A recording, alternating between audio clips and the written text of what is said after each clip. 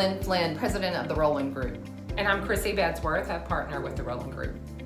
So today what we want to talk about a bit is conducting interviews and some of the things that we see that help people out when we consult with our clients. So Chrissy, can you talk a little bit about how can you set up a good interview structure and plan? Okay. Well, I think it's important to know who the audience is, to know who is going to be in the process and evaluating the candidates. And so make sure you're using the same group of people for all candidates. And then also I think it's really good to develop a series of questions that's going to help you pull out the things that are going to be important to you in this hire.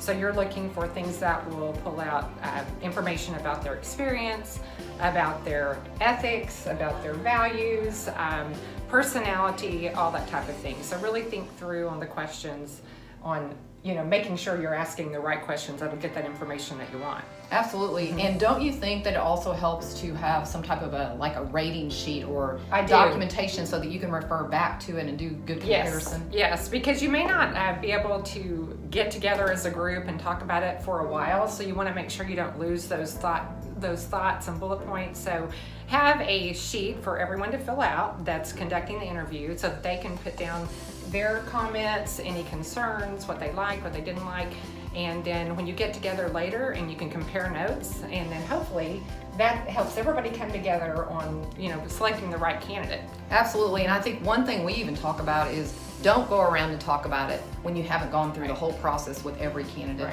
because it might influence somebody else's ideas or thoughts about a candidate. And really you want to have a good across the board comparison. That's why you're involving so many people in the process in a lot of important positions in the company. So that's what we would talk about is just do those things and you're going to have a lot better success in your interview for sure. So Lynn, what do you think are some of the things that somebody might leave out? What are some common things that people forget to ask or forget to cover in that process? That's a really great question. I think that one thing that we see a lot is that people don't cover some critical things at the very start of the process. Right. For example, if it's going to be a deal breaker for somebody to travel 30% and that's what your job requires, be sure you talk about that early in the process. Same thing with work hours. If it's going to be a position that requires, say, 50 hours during certain times of the month, or there's projects that happen at certain times of the year, you don't want to leave that out at the beginning, because then you've gone through this whole process and qualified a candidate that's not able to do what you need. Exactly. So that's some things we see that can be tricky things that you need to worry about.